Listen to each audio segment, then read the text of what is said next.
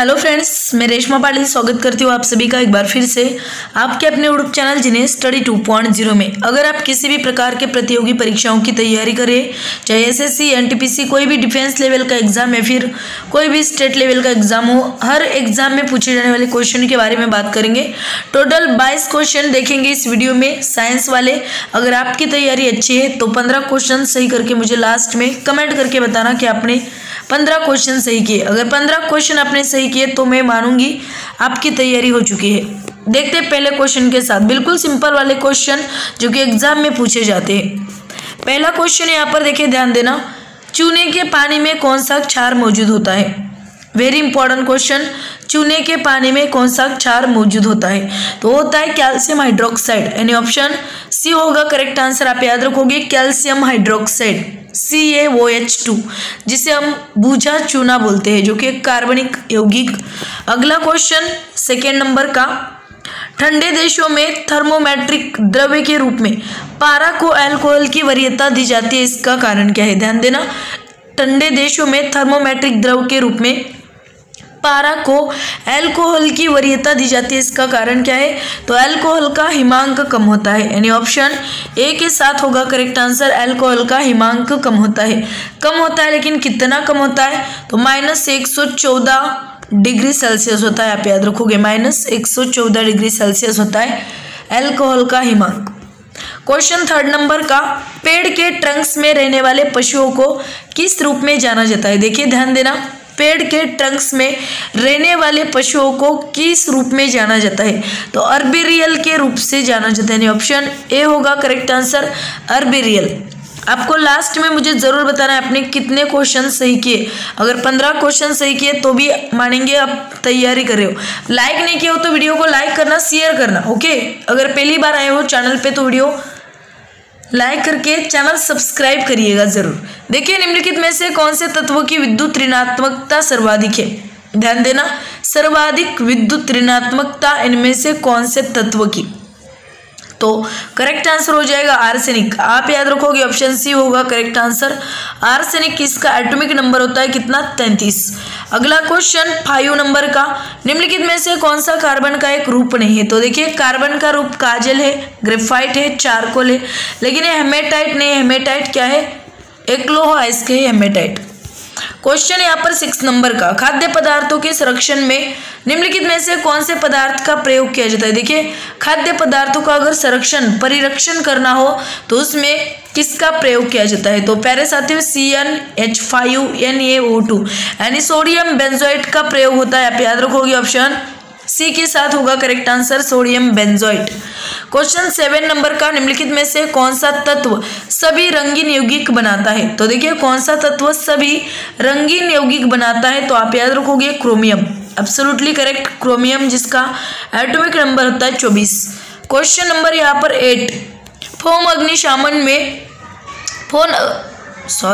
Foam अग्निशामक में निम्नलिखित में से कौन से रसायन का प्रयोग किया जाता है? तो देखिए, फोम अग्निशामक में प्रयोग किया जाता है एल्यूमिनियम सल्फेट का। ऑप्शन ए के साथ हो जाएगा करेक्ट आंसर, एल्यूमिनियम सल्फेट। देखिए 9 नंबर का क्वेश्चन, उबाल कर या कैल्शियम हाइड्रोक्साइड मिलाकर कठोर जल का मृदुल जल में रूपांतरण क्या कहलाता है?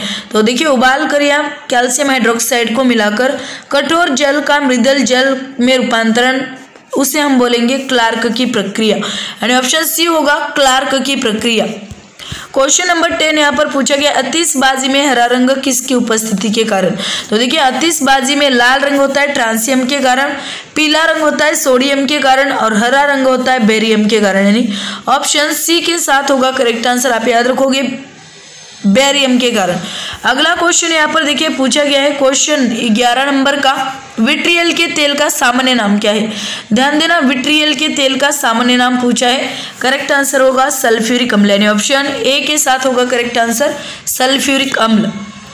क्वेश्चन 12 नंबर का, बिजली के पंखे की गति बदलने के लिए प्रयुक्त साधन। वेरी सिंपल, बिजली के पंखे की गति बदली जाती है रेगुलेटर के द्वारा। यानी ऑप्शन ए होगा करेक्ट आंसर, रेगुलेटर। क्वेश्चन 13, धातु के टुकड़े को तोड़ने के लिए टाका लगाने में किन मिश्र धातु का प्रयोग किया जाता है? अगर धातु के टुकड़े जोड़ने हैं और टाका लगाना है तो कौन सा मिश्र धातु? तो प्यारे साथियों, करेक्ट आंसर हो जाएगा टीन और सीसा। ऑप्शन बी आप याद रखोगे टीन और सीसा।